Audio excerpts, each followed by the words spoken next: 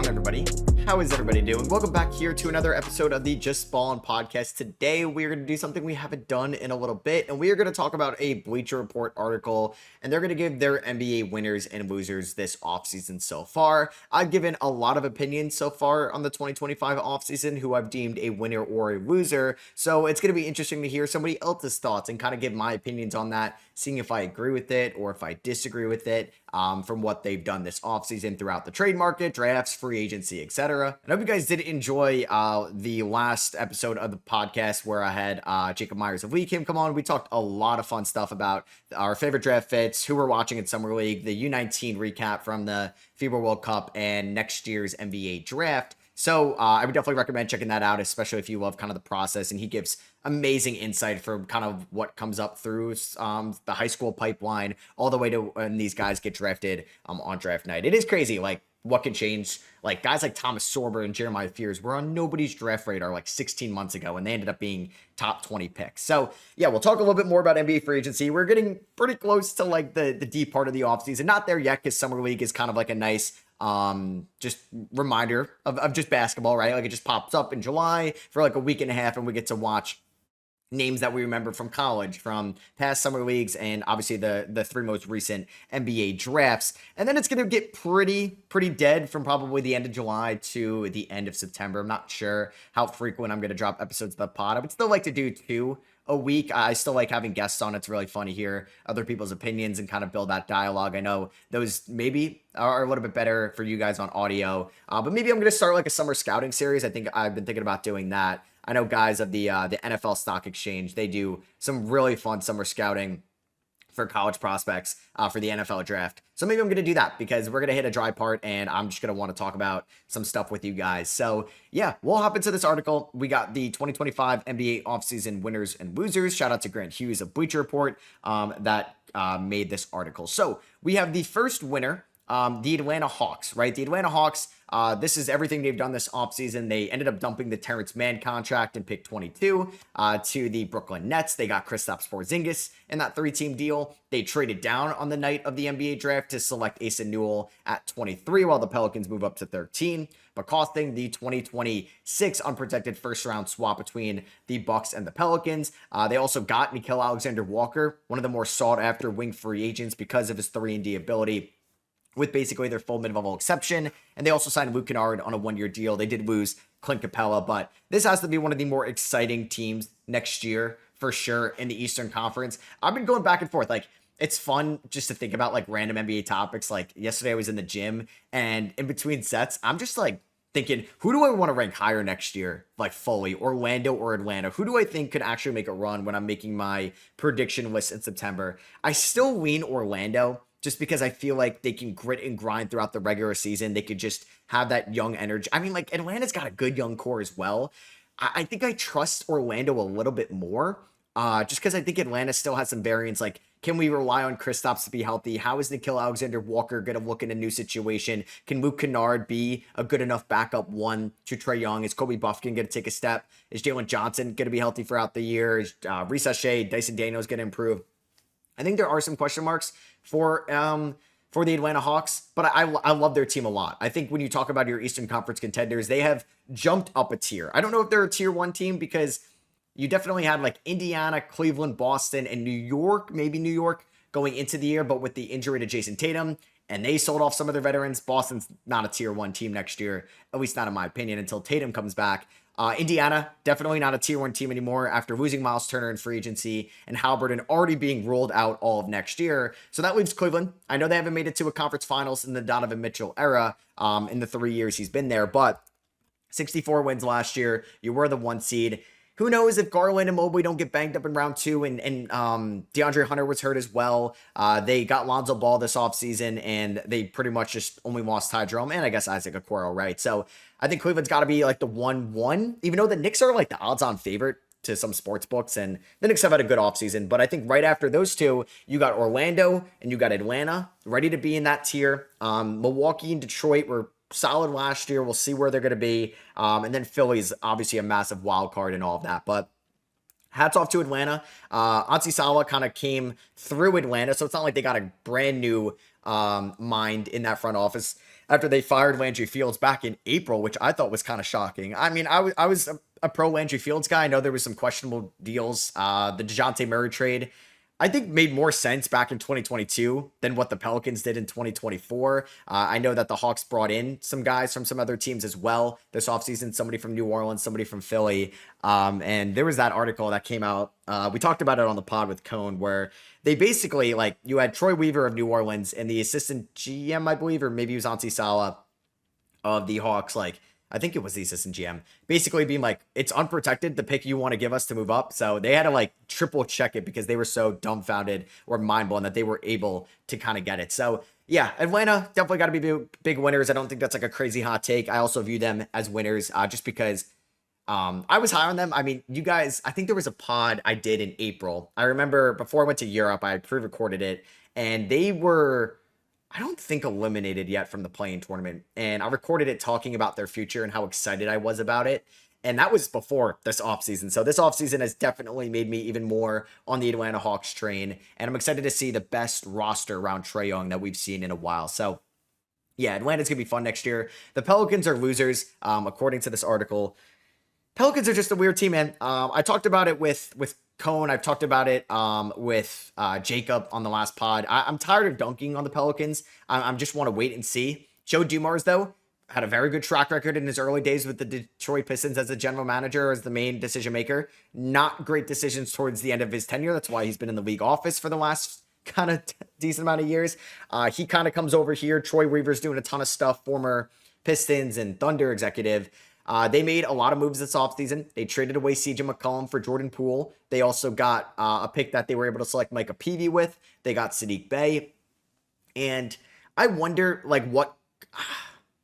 Like, in a vacuum, I don't mind McCollum to Poole. Now, I don't love paying Poole $30 million in 2027 salary, but New Orleans isn't a big market. They're not a team to really pay the tax, so I'm interested to see what happens with Zion and this team's financials going up. But I do think Jordan Poole will be better than McCollum next year, at least in their situations. I think Poole will be more impactful in New Orleans than McCollum will be in Washington. And he's obviously a decent amount of years younger. I don't know the age gap, but McCollum was drafted in 2013 and Poole in 2019.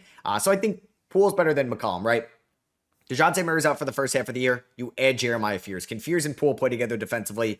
We got to wait and see about that. Or they may need to stagger those guys, and you can kind of deploy Alvarado out there at times and Herb Jones out there to offset the defensive weaknesses there. Zion's obviously a massive wild card for this team next year. And if the Pelicans end up, it's like, what do you...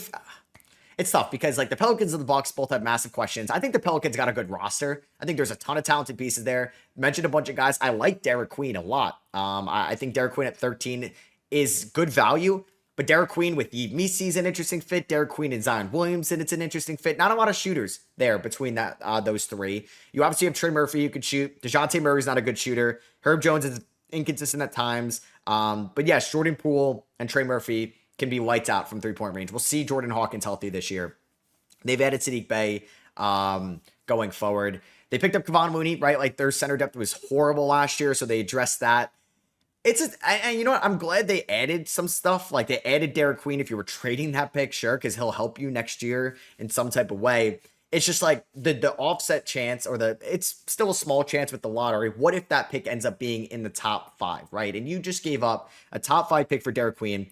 And who cares, right? Who cares if Derek Queen turns into an all-star big man? But you got to be so sure that's going to happen that you could justify their ownership. We just gave up a top 5 pick next year that we could have had. Now, especially if that pick was from the Bucks, where, yeah, you could be like, you know what, if we didn't get Derek Queen and our pick was there, maybe it's just like the lottery balls. You never know, right? But if Milwaukee was just going to be a team to get the 12th worst record and they end up moving to 1 or 3 or 4, it's tough, right? It's tough because that wasn't even in your control, and that was probably set to happen anyway. I don't know. It's tough. It's tough for sure. I think maybe they could have dangled that Indiana Pacers pick to move up 10 spots if they didn't make that trade. Well, I guess they wouldn't have had I don't know, though. You don't really know because they traded that Pacers pick for 2026 for their pick at 2020 or at 23 before the Haliburton injury, before Game 6, which who knew, right? I'm not going to blame Joe Dumars. Nobody knew that Haliburton was going to tear his Achilles in Game 7, but it's just like we couldn't wait. Why did we have to make that move during the playoffs? I don't think much would have changed.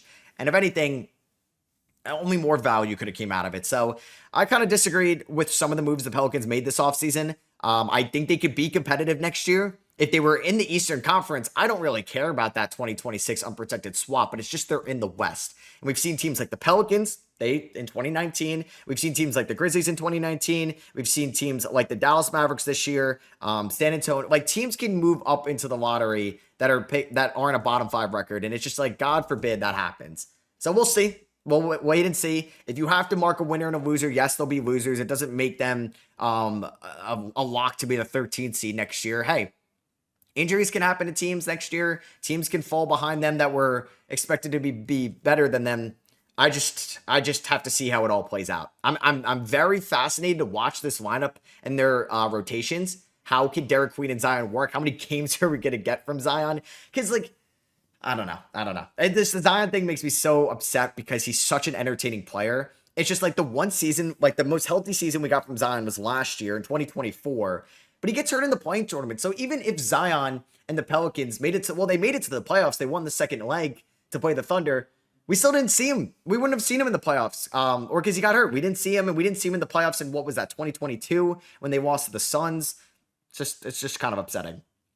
Winner of the Houston Rockets, I got to agree, right? You were the 2 seed. You had Kevin Durant, and it's not like you mortgaged the future for somebody that is going to retire soon. That is pretty like an objective statement. Kevin Durant has not signed the extension. I believe he can make a little bit more if he signs it in August. I'm pretty sure there's going to be a done deal there. He seems very excited about playing in Houston, where he is the guy, but he's going to have the most talented roster around him in a little bit. So yeah, him and Dorian Finney-Smith, I believe, cross paths for a little bit, right, in Brooklyn, just because Kyrie got traded before Kevin Durant. I would have to go back and double check like how many games they actually played together, if it's any. But they bring in Dorian Finney-Smith, a good veteran that is well liked throughout the league, that it's not a guaranteed contract in years 3 and 4. And when you learn more about the details, I start to like that contract more.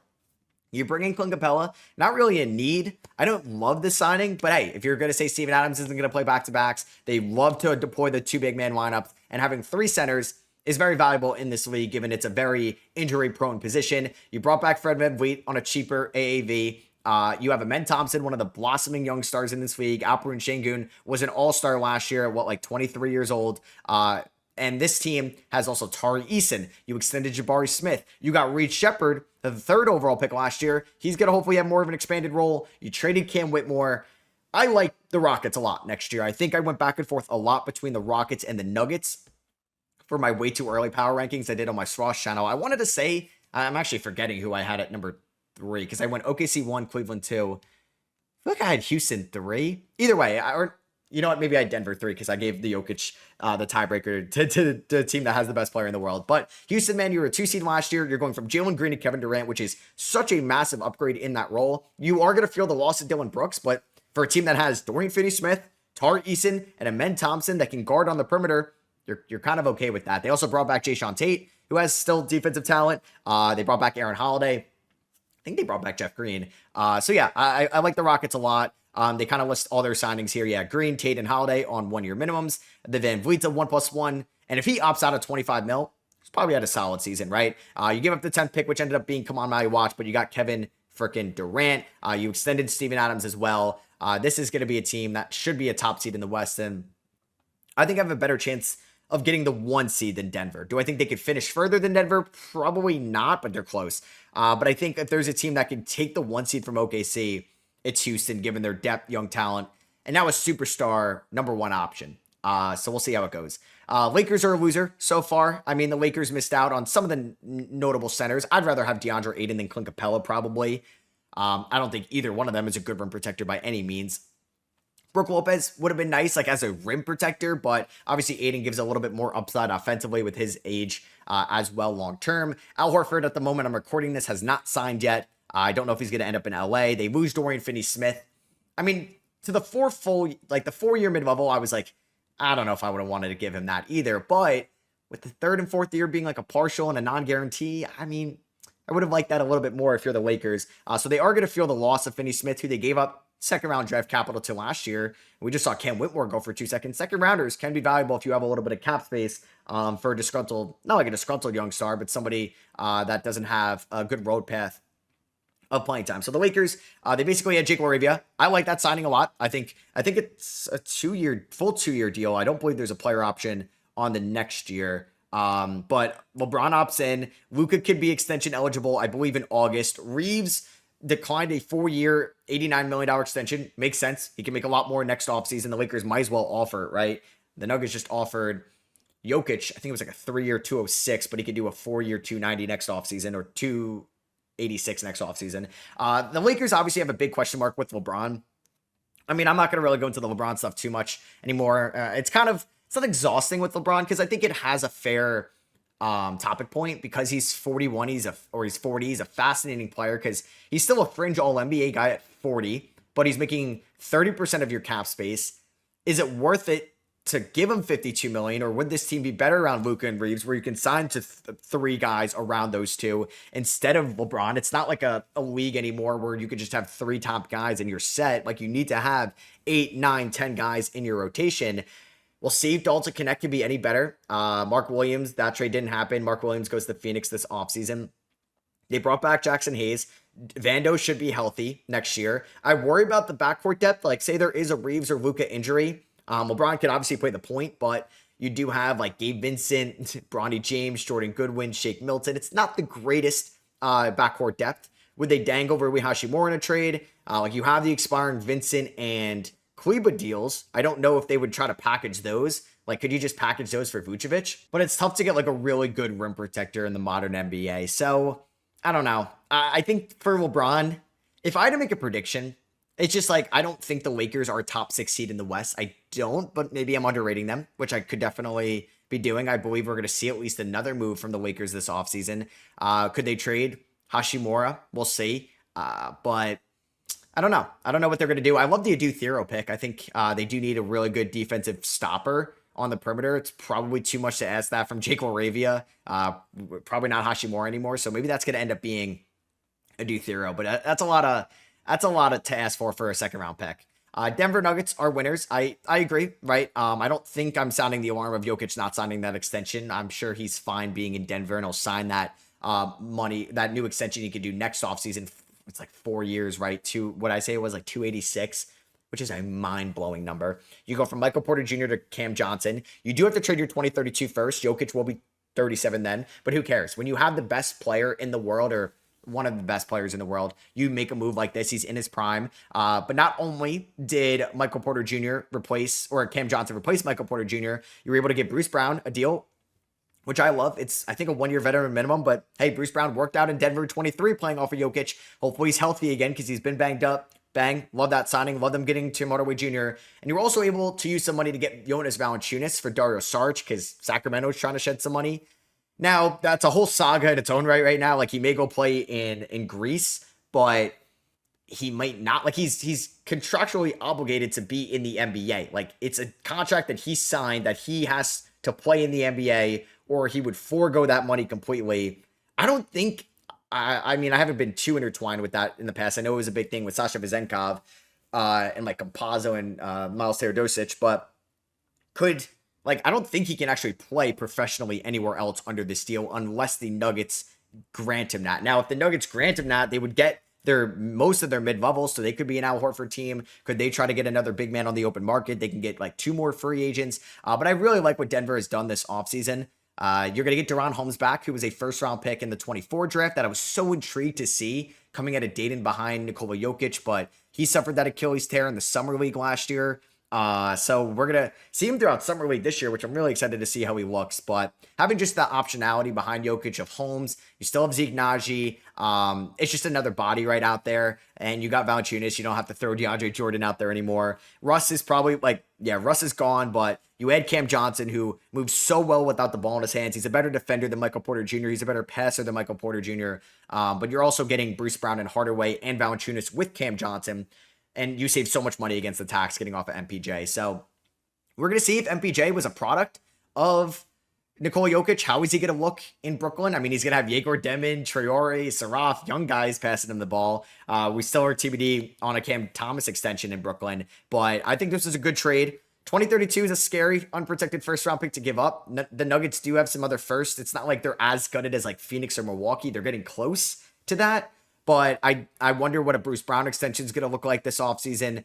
Strother can get extended, or Peyton Watson could get extended this offseason. Strother would be next offseason. And then obviously Jokic's extension will come as well, with Murray and Gordon's contracts ascending. Loser, the Boston Celtics.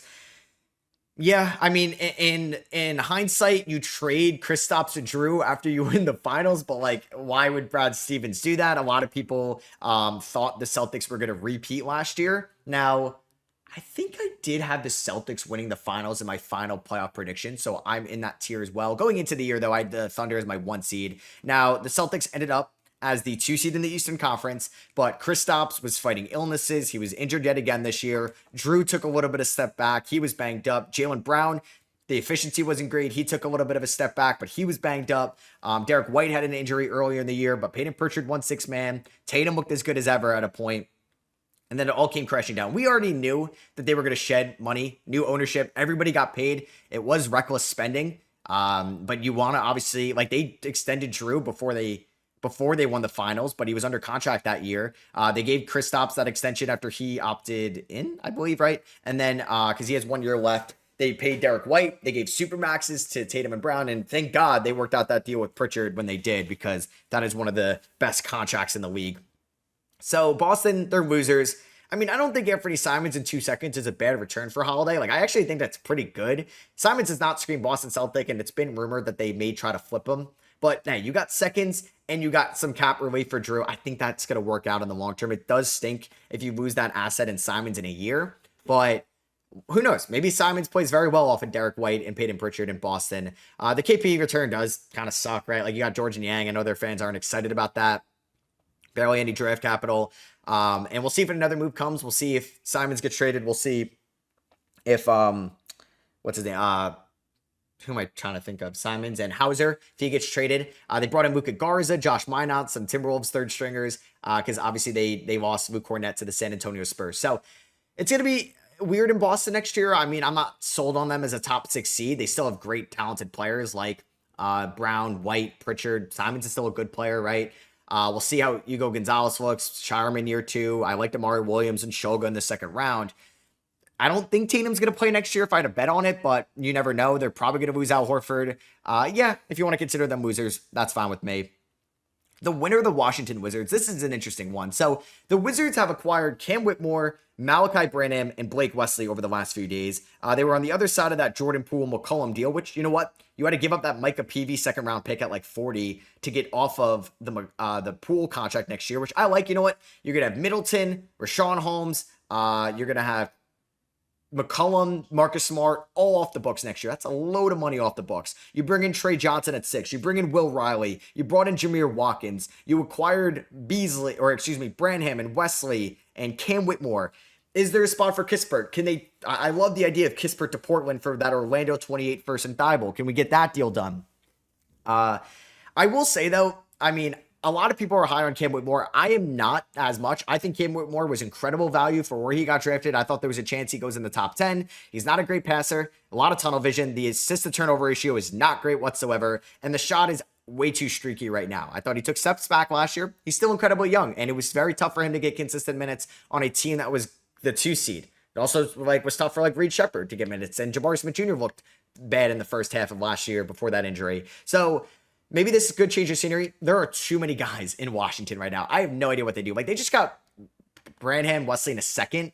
For Olynyk in the second, maybe the most intriguing asset there, because Branham and Wesley are free agents after this year. Guys that didn't really show a lot in San Antonio. Clearly were not in their long-term plans. You have Bilal Coulibaly, who needs to have a lot of touches next year to kind of keep developing. Keyshawn George, Bub Carrington. I didn't mention Cam Whitmore yet, but there you go. That's 6 wing/guards. Add in those 3 veterans, Smart, McCollum, and Middleton. We're at like 9 guys right there. Corey Kispert is 10. Jameer Watkins probably won't play, but he's 11. Will Riley's 12. Like, there are so many wings on this team. And maybe Bilal's a 4 next year. Probably will be, right? Like, you have Sarr, you have Vukcevic. Their center depth is not great. The Wizards are going to be bad next year, and their pick is top 8 protected, so they want to be bad next year. I just think another move's going to happen. Maybe they're okay just starting Bub at the 1 and Trey Johnson at the 2. I think that's probably where you go. Cam at the 3, Bilal at the 4, Sarr at the 5. Is Sarr okay being the 5? Because I know he wasn't in Atlanta. But we'll see what they end up doing. they acquired some assets. I mean, Cam Whitmore is going into year 3 of this 4-year rookie deal, and he was drafted near the 20 spot. So, like, that's not an expensive contract with the salary cap going up by any means. They're going to have a lot of cap flexibility. I would deem them winners as well. I just, like, I don't think I'm a little bit lower on Whitmore. I'm a little bit lower on Branham and Wesley going forward. So we'll see what happens. But I'm excited about the Wizards, and they have an absolute stacked summer league roster. It's definitely one of the best out there. And then the last loser, the Indiana Pacers. Yeah, I agree. I mean, I've said a lot about the Miles Turner situation. I think it's very interesting for Milwaukee and what they're doing. I don't think they're going to get Beal if he gets bought out. It looks like he may end up going to the Clippers. But so they lose Miles Turner. They don't give him the 25, 6, whatever, $7 million a year. Now, there were reports that they were close to it and Miles didn't care anymore, but I don't know, man. Like, if Indiana had the track record of being in the tax and taking care of their guys, I could see it, but I don't know. They don't have the track record, man. They haven't paid the tax in at least 13 years since 2012. They're a team that has operated as a small market, and they could say all they want that they were going to go into the tax before the Halliburton injury, but they don't have the track record for me to believe them. They just won how many playoff games? They won, 15 playoff games? They were 1 game away from winning the finals. They had so much home gate revenue. I just don't know. Now, could it be a wise financial decision with the second apron to let Miles Turner walk and you're not locking yourself into somebody that wasn't a great defender in the finals, that was maybe your 4th most impactful guy? Sure. But and it's like, right, I don't want to just take care of a guy to take care of a guy if it's going to set your franchise back. But Miles Turner is 29 years old. I just talked about before with the Lakers how hard it is to find a rim protecting center, let alone one that can space the floor. Now, Miles Turner, not the best rebounder in the world. Sometimes can be inefficient inside, but he had some moments in the playoffs. He obviously had some bad moments. But I just feel like it was overblown. I think a lot of Indiana Pacers fans have done a zag. I mean, it's what I've done too with some of my guys leaving free agency, right? You try to be like, he wasn't that important. I feel like we're going to get to December, and the Pacers, without Halliburton, don't have expectations, but they're going to see that Jay Huff that they're trying to say is Miles Turner light is not. Nope. They brought back Wiseman. We'll see how he looks off a major injury. I don't want to sound like I'm hating the Pacers here, because I don't want it to come across as that, because I kind of do agree they're losers, and I'm okay with them, quote-unquote, tanking next year, but are we convinced they're going to pay Mathurin in a year? Are we convinced they're going to extend Nesmith when he's extension eligible? Because the Nembhard contract's kicking in, Halliburton's contract's ascending. At this point, should we just trade Pascal Siakam at this point, if we're not going to be serious? It's just also tough. I know you don't want to go into the luxury tax for a team that could be like the 9th seed in the East, but Miles Turner as an asset is so much more valuable than the tax dollars. Like, say you're 10 games under 500 at the deadline with Miles Turner.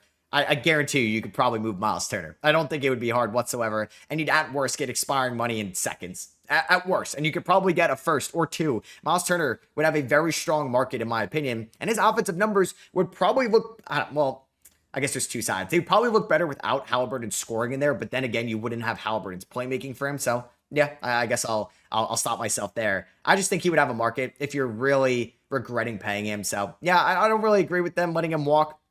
We'll see if I'm right or if I'm wrong. But I do trust Kevin Pritchard and Chad Buchanan in that Pacers front office. They obviously have a very good track record with having to penny pinch and work on the margins at times as well. But yeah, they mentioned in the article Obi Toppin and TJ McCollum could go, which I talked about before they ended up making the run, and McCollum and Obi looked like they did in the NBA Finals. So that's gonna be for me. Hope you guys did enjoy this episode of the Just Ballin' Podcast. If you did on YouTube, I'd appreciate you dropping a thumbs up. Hit that subscribe button if you're not already for still content throughout the NBA offseason. And if you guys are listening on Apple Podcasts and Spotify, really appreciate a rating and review to help the pod grow as well. Let me know if you guys are interested in that summer scouting idea where I could just kind of talk 20 or so minutes about certain prospects that I've been watching a lot, and then I'm excited for the 26 class, and they either are going back to school or they're going to be freshmen or they're international guys. If I wanted to talk about like Dash Daniels or Kareem Lopez and those guys. So yeah, let me know if you're interested in that. And I'll catch you guys in the next one. Peace.